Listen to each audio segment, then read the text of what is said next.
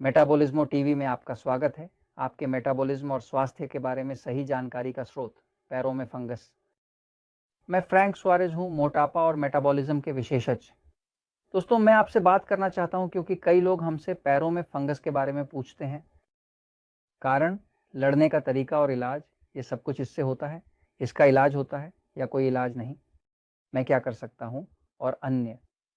Metabolism की बात बढ़ती है तो दो पुस्तकों, एल पोडरडेल मेटाबॉलिज्मो और डायबिटीज़ सिन प्रॉब्लम्स के बारे में बहुत कुछ बोलते हैं, क्योंकि वहाँ बहुत सारे छोटे छोटे कवक होते हैं। नहीं, एक प्रसिद्ध कवक है कैंडिडा कवक। ये शरीर में सबसे अधिक आक्रमण करता है, कैंडिडा ऑल्बिकन्स। नहीं, और यह पौधे में भी बढ़ता है और पैरों में भी बढ़ता है और वास्तव में पैरों के नाखूनों को नष्ट करता है ना। लेकिन मुख्य रूप से यहाँ तक कि कई अन्य शरीर के हिस्सों की तुलना में हमेशा पैरों पर कई बार छाती है। एक ऐसा स्थान जहाँ व्यक्ति अपनी मेटाबॉलिज्म की स्थिति देख सकता है पैरों की जांच करके। यदि पैरों में बहुत सारे फंगस हैं तो आप जानते हैं कि आपका मेटाबॉलिज्म खराब है, आपका वजन अधिक है या आपको मधुमेह है, तो वह पूरी तरह से अनियंत्रित है। मैं आपको बताने जा रहा हूं कि मैं किस बात की बात कर रहा हूं। ये थोड़ा सा मजबूत है ना, लेकिन मुझे पता है कि आप बड़े और मजबूत हैं और इसे सह सकते हैं ना। कृपया ध्यान दें, मेरे पैरों में फंगस हो गया है। हम इस विषय पर बात कर रहे हैं, क्या आपको ठीक है? ठीक है। क्या वहां जॉर्ज दिख रहा है? हाँ, वहां जॉर्ज दिख रहा है। ये कितना मजबूत है ना। ठीक है। ये मधुमेही में पैरों में फंगस कैसे विकसित होते हैं? मधुमेह से पीड़ित व्यक्ति को उन्नत रूप से फफूंदी की स्थिति होती है, जिसे वे एक उन्नत रूप में विकसित करते हैं। किसी के पास मधुमेही से अधिक कवक नहीं होते हैं, किसी के पास एक भारी व्यक्ति से अधिक कवक नहीं होते हैं। ये तथ्य अचूक है। एक मोटी व्यक्ति या मधुमेह व्यक्ति सिर से पैर तक फंगस से भरे होंगे।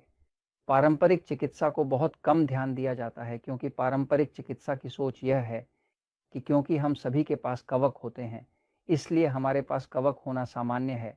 लेकिन पारंपरिक चिकित्सा नहीं गणना करती है कि जब कवक की अधिकता होती है तो कवक की अधिकांशता होती है, जिसे अंग्रेजी में ओवरग्रोथ कहते हैं।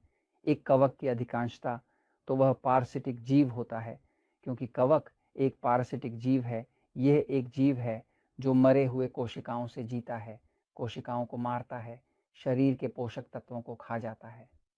यह शरीर में रहने वाला एक कीटाणु है जो मुख्य रूप से शरीर से चिपक जाता है और शरीर की किसी भी कमजोरी का लाभ उठाता है। कवक शरीर के सबसे कमजोर हिस्से पर हमला करते हैं ना। मैं इस दो भागों की श्रृंखला में इस कवक के बारे में और इसके कारण के बारे में थोड़ा और बताने के लिए बोर्ड पर जा रहा हूं। इस कवक का उत्पादन कैसे होता है, ठीक है? हम इसे देखेंगे, ध्यान दें।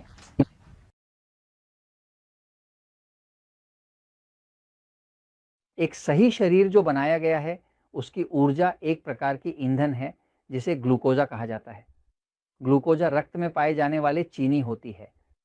ग्लूकोजा शरीर के शोषकों द्वारा उपयोग किया जाता है और इसे रक्त में पाया जाता है। ग्लूकोज ग्लूकोज का प्रमुख स्रोत कार्बोहाइड्रेट होते हैं।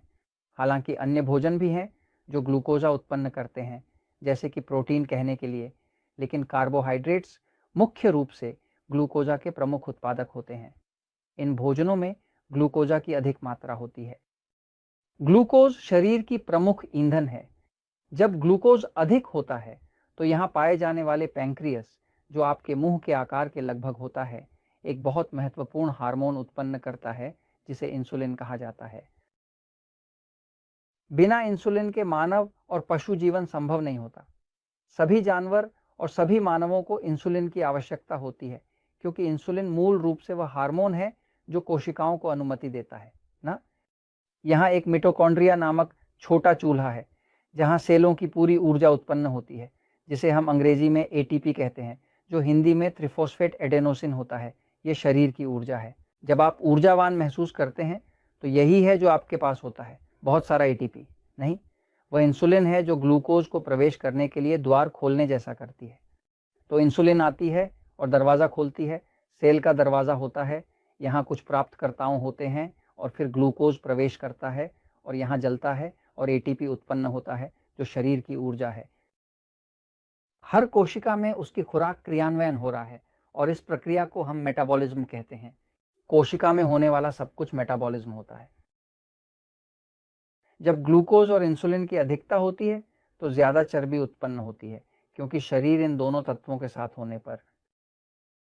मोटापा का मुख्य कारण अधिक कार्बोहाइड्रेट और ग्लूकोज की अधिकता होती है, जो पैंक्रियास को अधिक इंसुलिन उत्पादित करती है। अधिक इंसुलिन को अधिक ग्लूकोज के साथ मिलाकर शरीर को नहीं पता होता कि इसे क्या करना चाहिए। यह अधिक होता है और चर्बी में संग्रहित करता है, और मुख्य रूप से यह चर्बी में परिवर्तित हो जाता है, और यह फिर वही हो जाता है जो मोटापा है ना। अब एक और चीज हो रही है, जब यह ग्लूकोज शरीर में चर्बी में परिवर्तित होने के दौरान अधिक हो जाता है, तो यह ग्लूकोज कुछ समय तक शरीर में घूम रहा है। ग्लूकोज एक चीनी है, ये एक प्रकार की चीनी है। ग्लूकोज एक चीनी है, जैसे कि फ्रक्टोज, लैक्टोज, माल्टोज और अन्य चीनी होते हैं। आपको ये ध्यात है कि ये सभी चीनी होते हैं। फ्रक्टोज एक चीनी है। सभी चीनियों का संपादन होता है।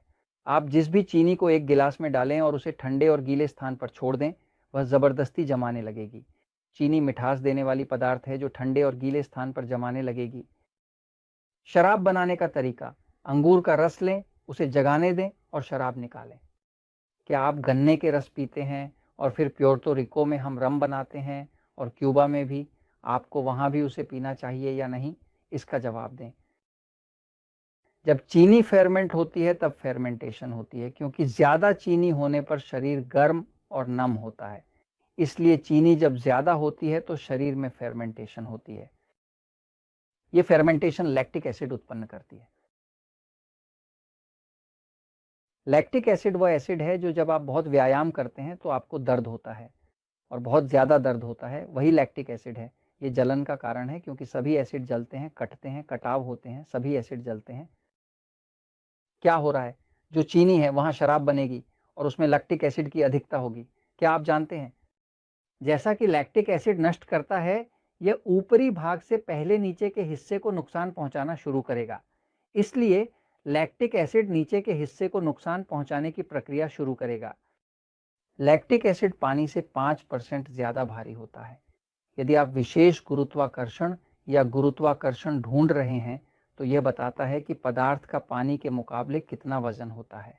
उदाहरण के लिए पानी का वजन 1.0 होता है और लैक्टिक एसिड का वजन 1.05 होता है। अर्थ है कि लैक्टिक एसिड पानी से 5% अधिक भारी होता है। उनका रक्त 24% पानी होता है, इसलिए ग्लूकोज की अतिरिक्तता से उत्पन्न लैक्टिक एसिड अधिक वजन रखता है। ये कहाँ जाएगा? हम एक गुरुत्वाकर्षण वाले ग्रह पर रहते हैं, इसलिए ये नीचे जाएगा। तो जब लैक्टिक एसिड कम होता है तो ये नीचे जाएगा, और ये कहाँ तक पहुंचेगा? ये नाखूनों तक पहुंचेगा, ये उंगलियों के बीच में पहुंचेगा।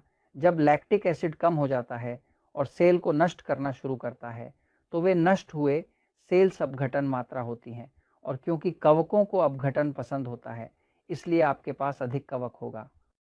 यदि आपके पैरों में बहुत सारे फंगस हैं तो सावधान रहें, क्योंकि ये मतलब है कि आपके पास अधिक ग्लूकोजा, फेरमेंटेशन, लैक्टिक एसिड है, और ये आपको मधुमेह के लिए भी खतरे में डाल सकता है। मैं ये आपसे कह रहा हूँ क्योंकि सच्चाई हमेशा जीतती है।